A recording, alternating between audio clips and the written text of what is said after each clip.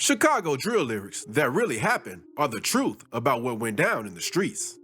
These tracks tell raw, unfiltered stories straight from the block, where every lyric is a piece of real life. Now, let's dive into the stories behind the beats, starting with Bloodyhound Q50 and Lil Jeff. They both dropped lyrics talking about the same hit on Leo from Trap City. They were both throwing shade at Leo in their tracks.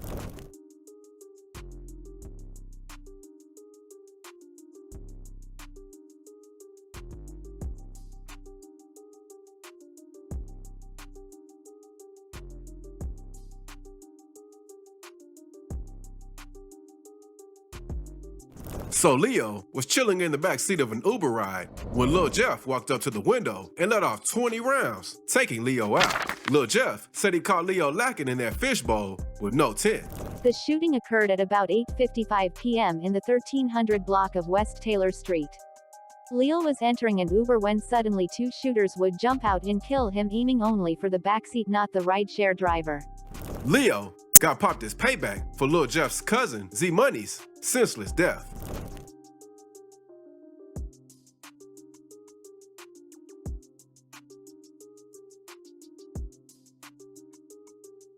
Now, let's move on to Antonio Davis, aka Fathead, a member of 051. This 14-year-old guy was like a legend in the streets of Chicago.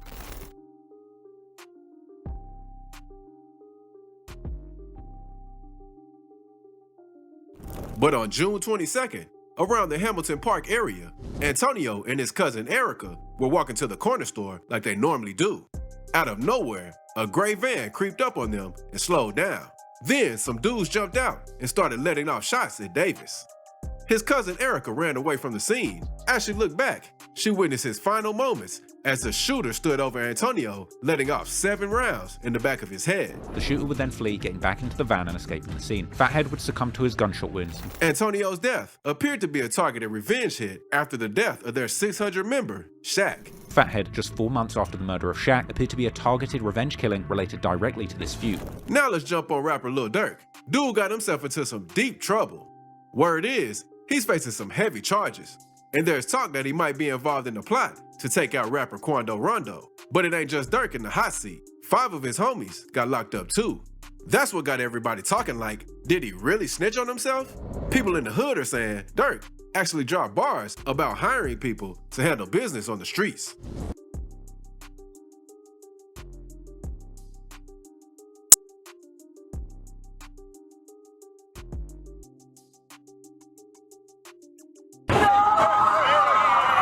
Or was it his so-called childhood friend, OTF member Jam, that allegedly wore a hidden wire for several years to gather evidence for the feds? It's wild how the feds stay lurking, like they be checking out every track these rappers drop. It's clear the streets and the law both got their eyes locked on Chicago rappers, heavy. Now let's move on to Sosa Mo. The Chicago hood went crazy after the hit on Sosa. Folks was talking and the gangs kept going at it. Everybody was wilding for like 2 weeks straight.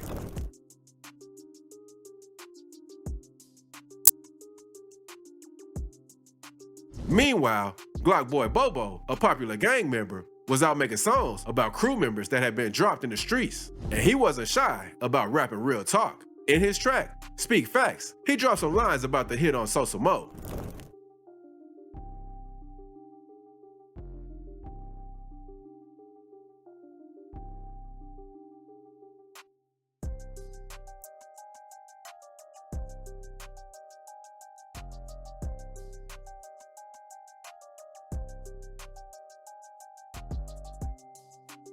Now, let's break down what happened to Marquillo Carr, aka PBG Keo. He was at the McDonald's in Rogers Park, right on Clark Street, where he was a known face. It was a regular Wednesday afternoon, about 3:30 p.m., when Keo and some gang members pulled up. What started as a normal day flipped real quick. Some words got exchanged, things heated up, and soon, shots were ringing out.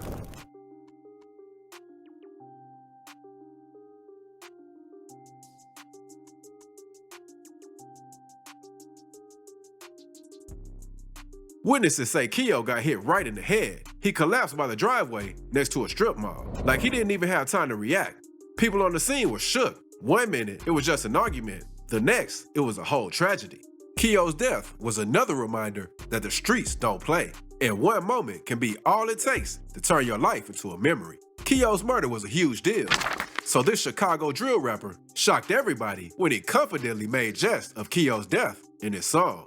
Now, if you talking lyrics, you can't skip Billy's diss on OTF Nunu's death. Known as Newski, Nunu was Lil Durk's cousin, and he was loyal to OTF through and through. On the day he got hit, he was just chilling in the parked car, waiting for his girl and his cousin, Lil Durk, to wrap up some shopping. Newski was strapped, but he never got a chance to use it. They came at him too quick. It was 051 Melly and 051 Driller who pulled up, sneaky as ever, from both sides of the car. They caught him lacking, lit him up, and dude didn't even have a second to react. The shots kept coming, and Nunu tried to drive off, but it was too late.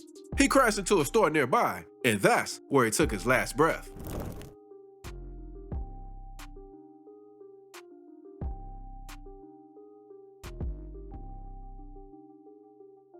On this one, the streets is divided. Some folks are saying that the hit was meant for Lil Durk. Other folks believe that Durk sacrificed his cousin, and some people think his girl gave his position to the ops. But it wasn't just Billy who dropped a diss track on Newski's death. FYBJ Maine hopped on that too, and exposing me, he rapped. They found Newski slumped up in the car, just like they did Pac.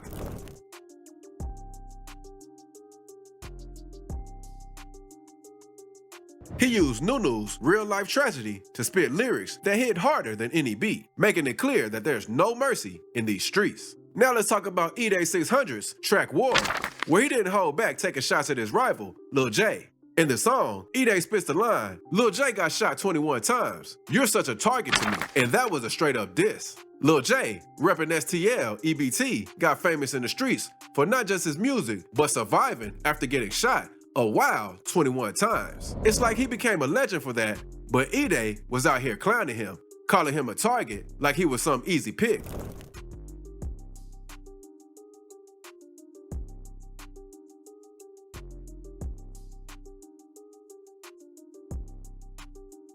With Lil J currently locked up, the beef never really got a chance to cool down. If there's one Chicago drill rapper who stirs up trouble with his lyrics, it's Ahhh. He even dropped some lyrics in his remix Appiana, going straight for Wooski, rapping, "Hey Wooski, how you feeling, man? I heard you got a headshot." He's trolling hard, referencing the time Wooski got shot in the head when O-Block pulled up and shot up Dooski the Man's funeral.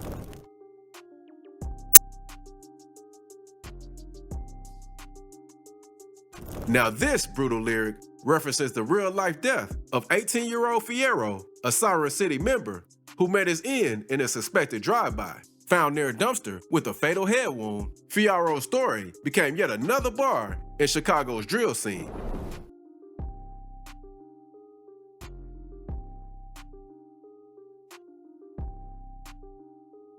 Now, let's end this on a positive note with Polo G's line in a mention about my mama with my little sis making TikToks.